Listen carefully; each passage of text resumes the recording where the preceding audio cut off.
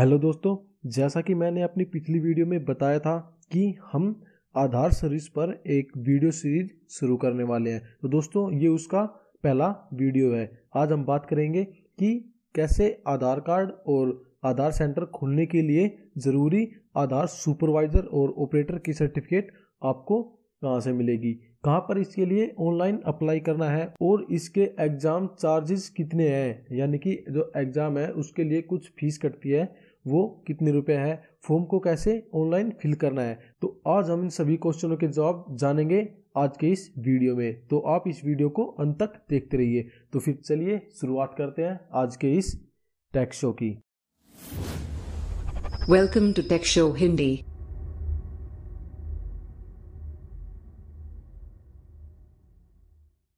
नमस्कार दोस्तों, स्वागत आप सभी का आपके अपने YouTube channel tech show Hindi में। तो दोस्तों, चलिए शुरुआत करने से पहले हम अपने नए पोर्टल डिजिटल सेवा पोर्टल में लॉगिन हो जाते हैं और आप यहां पर देख सकते हैं कि आधार डेमोग्राफी अपडेट नाम की ये सर्विस यहां पर ऐड हो चुकी है। आप अब आधार कार्ड पर काम कर सकते हैं, यानी कि आधार कार्ड में डेमोग्राफिक अपडेट यानी कि उसके नाम, पता, फोटो वगैरह आदि चेंज कर सकते हैं सिर्फ सिंगल फिंगरप्रिंट डिवाइस से। जी हाँ दोस्तों, आपको ज़्यादा कुछ खरीदने की ज़रूरत नहीं है, पूरा सामान खरीदने की ज़रूरत नहीं है। अगर आप सिर्फ डेमोग्राफी अपडेट करना चाहते हैं तो वो सिंगल फिंगरप्रिंट डिवाइस से हो जाएगी।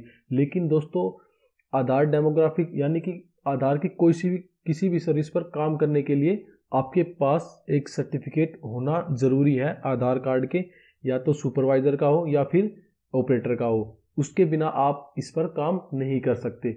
जो हमारा पिछला पोर्टल था यानी कि अपना CSC का जो पोर्टल था, वहाँ पर डायरेक्ट एक लिंक दे रखा था, वहाँ से आप आधार कार्ड की जो एग्ज़ाम होता था सुपरवाइज़र का और ऑपरेटर का, उसके लिए आप अप्लाई कर सकते थे।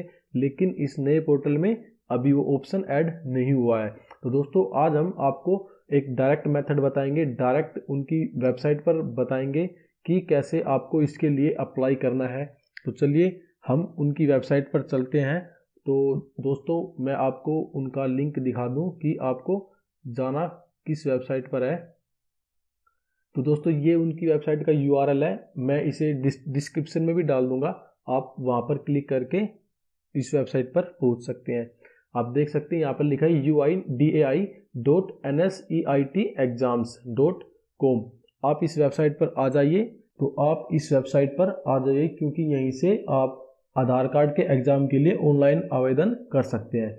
तो दोस्तों, आप यहाँ पर देख सकते हैं कि यहाँ पर ये लॉगिन के लिए यहाँ पर ये डिटेल मांगी गई है कि यूज़र ID क्या है आपकी और पासवर्ड क्या है। ठीक है, वो मैं आपको बताऊँ कि यूज़र ID और पासवर्ड कैसे मिलेगी आपको। ठीक है, उसके बाद यहाँ पर हाउ टू अप्लाई के लिए भी एक टैब दिया गया है। आप चाहे तो यहाँ पर क्लिक करके पूरा प्रोसेस पढ़ सकते हैं कि आपको कैसे अप्लाई करना है इस एग्ज़ाम के लिए। ठीक है दोस्तों, उसके बाद यहाँ पर आप देख सकते हैं कि आपका एग्ज़ाम टाइम कितना होगा। दोस्तों, आपका एग्ज़ाम टाइम होगा 1 आवर 45 मिनट। ठीक है, 1 घंटा 45 मिनट आपका। ठीक है, मल्टीपल चॉइस क्वेश्चन होंगे, यानी कि ऑप्शन के क्वेश्चन होंगे। आपको सिर्फ ऑप्शन पर चेक मार्क लगाना है कि कौन सा ठीक है कौन सा गलत है। ठीक है दोस्तों, इसकी जो अगली वीडियो बनाऊंगा उसमें मैं आपको बताऊंगा आधार कार्ड का जो स्टडी मटेरियल है, कैसे आप उसको एग्ज़ाम को पास कर पाएंगे, कहाँ से वो स्टडी मटेरियल डाउनलोड करना है, कैसे पढ़ना है, वो सभी मैं आपको अगले वीडियो में प्रोवाइड करा दूंगा। तो आप इस चैनल से जुड़े रहिए। इसके बाद हम बात करते हैं। तो दोस्तों, सबसे पहले आपको एक चालान डाउनलोड करना पड़ेगा 365 रुपये का। ठीक है, और वो आपके नियरेस्ट SBI बैंक में जाकर उसे पे करना पड़ेगा। तो चालान डाउनलोड कहाँ से करना है? चालान आप इस download challan for test button पर क्लिक करके, इस लिंक पर क्लिक करके आप इस चालान को डाउनलोड कर सकते हैं। तो चलिए हम इस पर क्लिक करके चालान को डाउनलोड कर लेते हैं। इस पर क्लिक करने के बाद आपके सामने ये एक चालान की रिसिप्ट आ जाएगी। ठीक है, आप इसे यहाँ से प्रिंट देकर आप इसका प्रिंट आउट ले लीजिए। ठीक है, प्रिंट आउट लेने के बाद आपको करना क्या है कि ये आपके पास 3 कॉपी आएगी सेम बिल्कुल, मतलब कि ये एक NSEIT की कॉपी होगी, ये एक कैंडिडेट कॉपी और ये एक बैंक कॉपी यहाँ पे लिखा हुआ है ऊपर। ठीक है, उसके बाद आपको करना क्या है कि इन तीनों कॉपी में ही आपको अपना नेम, डेट ऑफ बर्थ और मोबाइल नंबर यहाँ पर साफ साफ अक्षरों में लिख देना है, ठीक है। और यहाँ पर एग्ज़ाम किसके लिए आप एग्ज़ाम दे रहे हैं, चाइल्ड एनरोलमेंट के लिए या फिर ऑपरेटर, आधार कार्ड के ऑपरेटर और सुपरवाइजर के लिए, आप इन बॉक्स में चेक मार्क लगा दीजिए, ठीक है। इन तीनों बॉक्स में चेक मार्क आप लगा दीजिए। उसके बाद आप इसे बैंक में ले जा करके, ठीक है, इसको सबमिट करा दीजिए, ठीक है। 365 रुपये आपसे वो चार्ज लेंगे इसके, और उसके बाद वो आपको यहाँ पर ब्रांच का नाम और ब्रांच कोड और यहाँ पर जर्नल नंबर लिखकर देंगे और डेट ऑफ डिपॉजिट ये लिखकर देंगे, ठीक है। फिर बैंक वाले अपने जो बैंक कॉपी है यानी कि लास्ट वाली, इस कॉपी को वो अपने पास रख लेंगे और आपको ये 2 कॉपी आपको वापस दे देंगे, ठीक है। इतना करने के बाद आपको मिनिमम 2 दिन का इंतज़ार करना है, क्योंकि 2 दिन लगते हैं NSEIT को अकाउंट अपडेट करने में, ठीक है। उसके बाद आप वापस से अपनी इस एड्रेस पर आ जाइए, इस वेबसाइट पर आ जाइए, ठीक है। और आप अपनी यूज़र ID क्रिएट कर सकते हैं। यहाँ पर आप क्लिक करेंगे क्रिएट न्यू यूज़र, ठीक है। यहाँ पर क्रिएट न्यू यूज़र पर क्लिक करने के बाद आपके सामने एक पेज खुल जाएगा, ठीक है।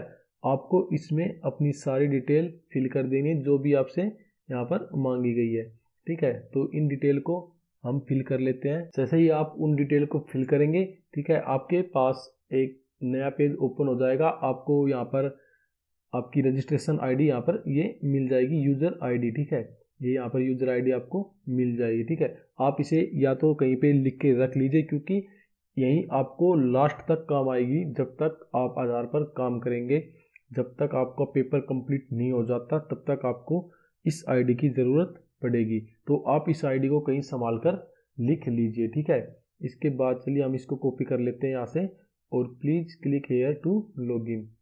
तो यहाँ पर हम लॉगिन करते हैं और यहाँ पर अपना पासवर्ड डाल देते हैं जो हमने वहाँ पर डाला था, ठीक है। यहाँ पर हम साइन इन के बटन पर क्लिक करते हैं। बैंक में फ़ी पेमेंट करने के बाद आप अपना क्रिएट ID कर लीजिए, ठीक है। क्रिएट ID करने के बाद आपको ये एक फॉर्म फिल करना पड़ेगा, ठीक है दोस्तों। तो मैं आपको बता दूंगा कि ये इस फॉर्म को कैसे फिल करना है। तो आप यहाँ पर अपनी एजुकेशन डिटेल सिलेक्ट कर लीजिए। चलिए हम साथ साथ बढ़ते चलते हैं। जैसे कि आपने कुछ पोस्ट ग्रेजुएट किया है, हाई स्कूल किया हुआ है, ठीक है, ग्रेजुएट हो आप, या फिर आंगनवाड़ी हो, आशा वर्कर हो, 10th पास हो, ठीक है, आप उसे यहाँ से सिलेक्ट कर लीजिए, ठीक है। आप लेवल ऑफ एग्ज़ाम भी सिलेक्ट कर सकते हैं, ताकि ऑपरेटर और सुपरवाइज़र का एग्ज़ाम दे रहे हैं या फिर चाइल्ड एनरोलमेंट क्लाइंट का, ठीक है। तो आप यहाँ से अपना लेवल ऑफ एग्ज़ाम सिलेक्ट कर सकते हैं। यहाँ पर एग्ज़ाम लैंग्वेज आप सिलेक्ट कर सकते हैं कि आप हिंदी में देना पसंद करेंगे या आपकी जो भी क्षेत्रीय भाषा है जो भी इसमें लिस्टेड है, आप उनमें से किसी में भी एग्ज़ाम दे सकते हैं, ठीक है दोस्तों। तो हम यहाँ पर हिंदी सिलेक्ट कर लेते हैं। उसके बाद select your enrolment agency code. तो आप यहाँ पर आपको यहाँ पर CSC 206, ये 206 CSC e governance service India limited, इसे सिलेक्ट करना है। इसे सिलेक्ट करने के बाद आप यहाँ पर अपना आधार नंबर डाल दीजिए, ठीक है। जो आपका आधार नंबर है वो आप यहाँ पर फिल कर दीजिए, ठीक है। अगर आपके पास आधार नंबर नहीं है तो आप यहाँ पर एनरोलमेंट ID, यानी कि जब आप आधार के लिए एनरोलमेंट कराते तो आपको एक स्लिप निकाल कर देते हैं, वो आप यहाँ पर अपनी डाल सकते हैं, ठीक है। और उसके बाद आप यहाँ पर अपनी पर्सनल डिटेल डाल लीजिए। जैसे कि आप मिस्टर है तो अपना यहाँ पर चूज कर लीजिए मिस्टर मिसेज, ठीक है। और यहाँ पर अपना नाम डाल दीजिए और यहाँ पर आप अगर आपका कोई मिडिल नेम है वो डाल दीजिए, लास्ट नेम डाल सकते हैं, ठीक है। और यहाँ पर आपको डेट ऑफ बर्थ डालनी पड़ेगी, अपनी डेट ऑफ बर्थ है जो वो आप इस कॉलम में एंटर कर सकते हैं, ठीक है। उसके बाद ये इंडियन है, ठीक है। इसके बाद यहाँ पर अपना आप जेंडर सिलेक्ट कर लीजिए, यहाँ पर अपना एड्रेस डाल दीजिए, ठीक है। यहाँ पर अपना परमानेंट एड्रेस डाल दीजिए। अगर आपका दोनों एड्रेस सेम है, यानी कि परमानेंट एड्रेस भी और कम्युनिकेशन एड्रेस भी सेम है, तो आप इस बॉक्स पर चेक मार्क लगा सकते हैं। यहाँ पर अपना स्टेट चुन लीजिए और यहाँ पर अपना सिटी, यहाँ पर अपना पिन कोड आप एंटर कर लीजिए, ठीक है। आपकी यहाँ पर ईमेल ID और यहाँ पर ये मोबाइल नंबर अपने आप फिल होके आ जाएगा, क्योंकि तब आपने जो यूज़र क्रिएट किया था तब आपने ये प्रोवाइड कराई थी वो ही सेम यहाँ पर आ जाएगी। उसके बाद अगर आप अपने कुछ अल्टरनेट नंबर देना चाहे, अल्टरनेट मोबाइल नंबर देना चाहे तो भी यहाँ पर प्रोवाइड करा सकते हैं। और यहाँ पर अपनी कैटेगरी इन्फॉर्मेशन चुन लीजिए, यानी कि यहाँ पर एक नॉर्मल का ये ऑप्शन है, आप उसे चुन लीजिए, ठीक है। उसके बाद आप इसे सेव और अपडेट कर दीजिए। सेव और अपडेट करने के बाद आप इस पर कंटिन्यू के बटन पर क्लिक कीजिए। तो जैसे ही आप वहाँ पर अपना एप्लीकेशन फॉर्म फिल करके कंटिन्यू के बटन पर क्लिक करते हैं तो आपके सामने एक पेज खुलेगा, अपलोड फोटो, ठीक है। यहाँ पर आपको अपनी फोटो अपलोड करनी है, ये ध्यान रखें कि वो ज़्यादा पुरानी ना हो, ठीक है दोस्तों। तो आप यहाँ पर अपनी फ़ोटो अपलोड कर लीजिए। यहाँ पर चूज फाइल पर क्लिक करने के बाद आप अपनी फ़ोटो यहाँ पर अपलोड कर सकते हैं, ठीक है। अपनी फ़ोटो अपलोड करने के बाद आपको यहाँ पर कंटिन्यू के बटन पर क्लिक करना है। कंटिन्यू के बटन पर क्लिक करने के बाद आपके सामने एक नई विंडो ओपन होगी, वहाँ पर आपको सिग्नेचर अपलोड करना है, बिल्कुल इसी तरह। तो चलिए हम पहले अपना फ़ोटो अपलोड करके फिर कंटिन्यू के बटन पर क्लिक करते हैं। फ़ोटो सिलेक्ट करने के बाद आपको यहाँ पर अपलोड के ऑप्शन को सिलेक्ट करना पड़ेगा, ठीक है। अपलोड हो जाने के बाद आपका फ़ोटो नीचे दिखाई देगा, ठीक है दोस्तों। इसके बाद आपको यहाँ पर कंटिन्यू के बटन पर क्लिक करना है। कंटिन्यू के बटन पर क्लिक करने के बाद आपको यहाँ पर अपना सिग्नेचर अपलोड करना है। जैसे आपने अपना फ़ोटो अपलोड किया था वैसे ही आपको यहाँ पर अपना सिग्नेचर अपलोड करना है। तो आप यहाँ पर चूज फाइल पर क्लिक करके अपनी जो आपका सिग्नेचर है उसको यहाँ पर चूज कर लीजिए और उसे अपलोड कर दीजिए। तो चलिए हम इस पर अपना सिग्नेचर अपलोड कर लेते हैं। यहाँ पर अपलोड के बटन पर क्लिक करेंगे, ठीक है। और आप ये सामने आपका ये सिग्नेचर आ जाएगा। उसके बाद आप कंटिन्यू के बटन पर क्लिक कर दीजिए। कंटिन्यू के बटन पर क्लिक करने के बाद आप इसे देख सकते हैं आपने अपना फॉर्म सही से फिल किया है या फिर नहीं किया है, ठीक है दोस्तों। उसके बाद आप इसे प्रोसीड टू सबमिट फॉर्म पर क्लिक करेंगे। प्रोसीड टू सबमिट फॉर्म पर क्लिक करने के बाद आपके सामने एक बार फिर से एक ऑप्शन आएगा, आप उसे यहाँ पर अपना डिक्लेरेशन पर चेक मार्क लगाकर अपना सबमिट एप्लीकेशन सबमिट कर दीजिए। सबमिट होने के बाद आप देखेंगे कि आपके ऑप्शन यहाँ पर बदल गए, ठीक है। यहाँ पर एक ऑप्शन जुड़ चुका है पेमेंट का, ठीक है दोस्तों। और ये यहाँ पर एक मॉक एग्जाम का और माई स्कोर कार्ड का, ठीक है दोस्तों। तो आपको अब पेमेंट के ऑप्शन पर क्लिक करना है, ठीक है। इस पेमेंट के टैब पर हम क्लिक करते हैं। पेमेंट के टैब पर क्लिक करने के बाद जो आपने ये चालान वहाँ पर जमा करवाया था उसकी डिटेल अब आपको यहाँ पर एंटर करनी है। तो यहाँ पर बैंक को सिलेक्ट कर लीजिए, जो कि एक ही बैंक है, स्टेट बैंक ऑफ इंडिया, ठीक है। उसके बाद आपको यहाँ पर अपना चालान नंबर डालना है। मैं आपको दिखा दूँ कि चालान नंबर कौन सा होता है। तो दोस्तों चालान नंबर यानी कि जर्नल नंबर जो बैंक कर्मचारी आपको यहाँ पर लिख कर देगा वो आपको इस टैब में फिल करने हैं, ठीक है। वो आपको इस टैब में फिल करने हैं। उसके बाद चालान डेट यानी कि आपने किस डेट को वो चालान एंड पे किया था वो आप यहाँ से चूज कर लीजिए, ठीक है। उसके बाद ब्रांच का नेम यानी कि जो स्टेट बैंक ऑफ इंडिया की ब्रांच है वो किस नाम से वहाँ पर जानी जाती है, ठीक है। यानी कि जहाँ पर उसकी ब्रांच है वहाँ की उस जगह का नाम, उस ब्रांच का कोड यानी कि वहाँ का IFSC कोड आपको यहाँ पर डालना है। उसके बाद यहाँ पर आपने अमाउंट लिखना है कि कितना अमाउंट आपने पे किया है, यानी कि 356 रुपये। उसके बाद आप इसे सबमिट कर दीजिए, ठीक है। जैसे ही आप इसे सबमिट करेंगे तो आपके सामने एक नया पेज ओपन होगा। वहाँ पर आपको अपने जो सेंटर है यानी कि जहाँ पर आप अपना एग्जाम देने जाओगे वो सिलेक्ट करना है, ठीक है। तो मैं आपको ये सलाह दूंगा कि आप अपने नियरेस्ट सेंटर यानी कि आप जहाँ भी रह रहे हो कि जहाँ आपकी सिटी है वहाँ पर आप अपना सेंटर चुन लीजिए, ठीक है। जो आपके नियरेस्ट सिटी हो आपके शहर के पास, ठीक है। जैसे हम यहाँ पर अपनी दिल्ली को चूज करते हैं, ठीक है। और यहाँ पर चूज करने के बाद देखो ये अपने आप ही यहाँ पर टेस्ट सेंटर आ गया, ठीक है। और टेस्ट सेंटर के बाद यहाँ पर टेस्ट डेट भी अपने आप आ गई। आप यहाँ पर 2 डेट है, इन 2 तारीख को वहाँ पर एग्जाम होने हैं, 27 मार्च को और 25 मार्च को, ठीक है। आप इन्हें यहाँ पर चूज कर लीजिए, ठीक है। मैं दोस्तों एक सलाह देना चाहूँगा कि आप इस चीज को तभी चूज करें, मतलब कि आप अपनी सेंटर डिटेल तभी सबमिट करें, अपनी सीट तभी बुक करें। देखिए इसके बाद जैसे आप सबमिट करेंगे तो इसके बाद ये सेंटर कोड आ जाएगा, टाइम स्लॉट आएगा, ठीक है, बैच की कैपेसिटी यानी कि एक बार में कितने बंदे एग्जाम दे सकते हैं कि ठीक है, कितनी सीट बुक हो चुकी है, कितनी सीट बाकी है। तो आप जैसे आप अपनी आईडी को खोलेंगे, ठीक है, और वहां पे करेंगे तो आपको यहाँ पर एक बुक सीट का ऑप्शन मिलेगा।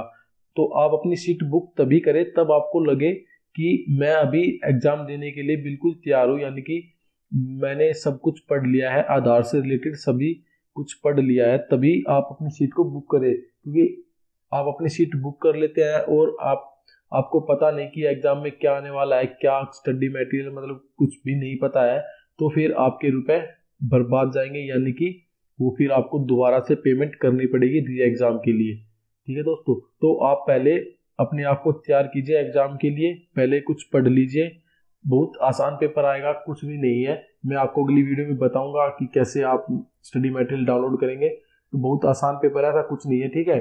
तो आप उस सीट को तभी बुक कीजिए, ठीक है, और वहां से सीट बुक करने के बाद आपका एडमिट कार्ड आपके सामने आ जाएगा, आप उसे प्रिंट आउट ले सकते हैं, ठीक है। प्रिंट आउट लेने के बाद आपको उसी तारीख को उस टाइम के अनुसार वहां पे लिखा आएगा आपके एडमिट कार्ड पे, आपको एग्जाम देने पहुंच जाना है। ठीक है दोस्तों, तो अगर आपको ये वीडियो पसंद आई हो तो प्लीज इसे लाइक करना बिल्कुल भी ना भूलें और इसे ज्यादा से ज्यादा शेयर कीजिए, ठीक है, और इस चैनल को सब्सक्राइब करना बिल्कुल भी ना भूलें, क्योंकि हम यहाँ पर ऐसे ही एजुकेशनल वीडियो अपलोड करने वाले हैं जो कि आपके बहुत काम आएगी। और अंत में हंसते रहिए, मुस्कुराते रहिए, सीखते रहिए और देखते रहिए टेक शो हिंदी।